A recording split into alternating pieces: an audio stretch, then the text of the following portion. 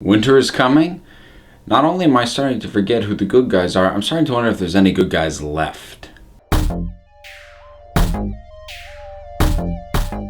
Game of Thrones Season 5, Episode 9, The Dance of Dragons. This one, I'm a bit up and down on. It's not a complete drop-off from an excellent episode that we got last time, but there's still some pretty uneven stuff here. I will start with what I love. I love what goes on in Meereen. Obviously, this is the spoiler-free. I'm not going to talk about what it is, but pretty much everything that happens there, I love. I loved what happens, the way it's done, the way it's shown. It's just really incredibly well done. Was very rewarding to watch. And in a lot of ways, what went on there elevated the episode as a whole. Some of the other stuff, what went on in Dorne was fine. It felt sort of obligatory, but it involved fairly fun interactions amongst the characters involved. So that's, that takes the curse off it a little bit. We got some stuff going on in Bravo, so we pick up with Arya again. That, I've used the term spinning wheels, wheel spinning a lot. That one feels a little bit like it's in that. It went a slightly interesting direction. I'll be interested to see where it goes from there. But we didn't get the forward step that we thought we were going to get, and now we've got this other one, and it's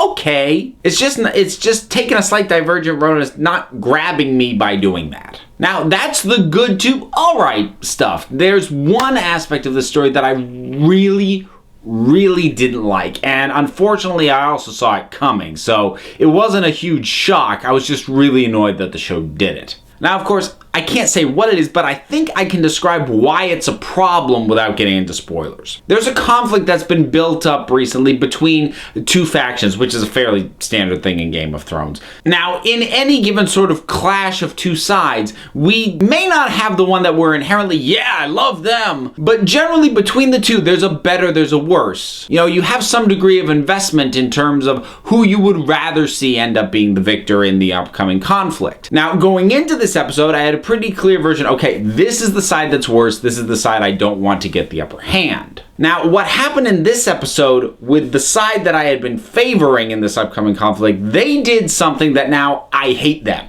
That's by design. They do something that really dirties their hands. Now, I don't have a problem inherently with either sort of good or maybe conflicted characters, doing something that's very morally compromising. That can make for incredibly compelling storytelling. The reason it's such a problem in this specific instance is I now don't care about the upcoming conflict that's being built towards, because as far as I'm concerned, I just want both sides to die. So now I have no investment in that conflict anymore. And that, I think, is a problem. Just a basic fundamental storytelling problem. I've lost all investment. I don't care who wins and who loses. Actually, I would rather they just both completely wipe each other out, and I feel like I don't even really want to see it anymore. So in trying to add sort of more moral grayness and complications, they just ended up taking the stakes out of the thing for me. I mean, overall, it was still a good episode, and that's largely because what was good in it was so good that it kind of buoyed everything about it. I mean, the stuff that I didn't like, I also really didn't like, so maybe it's kind of even keel at the end of it. But it was not the massive step down from the last episode, which was just what I was dreading. Because the previous episode was so good, I'm like, oh god, there's 2 more episodes to go. That means there's 2 more episodes where they can lose everything they just gained back from me. And they didn't lose it all, but they did,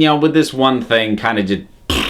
I guess that's about it. So let me ask you this as sort of a general premise. What do you find sort of more compelling as story arc? Do you find the story of a good person or someone who's trying to do the right thing going down a dark path more compelling, or someone who has maybe been on a darker road before or been more out for themselves, starting to become more selfless and go on a path of redemption? Which of those two sorts of scenarios do you find more compelling as a general rule? Whatever it is, drop something down in the comments and let's talk about it.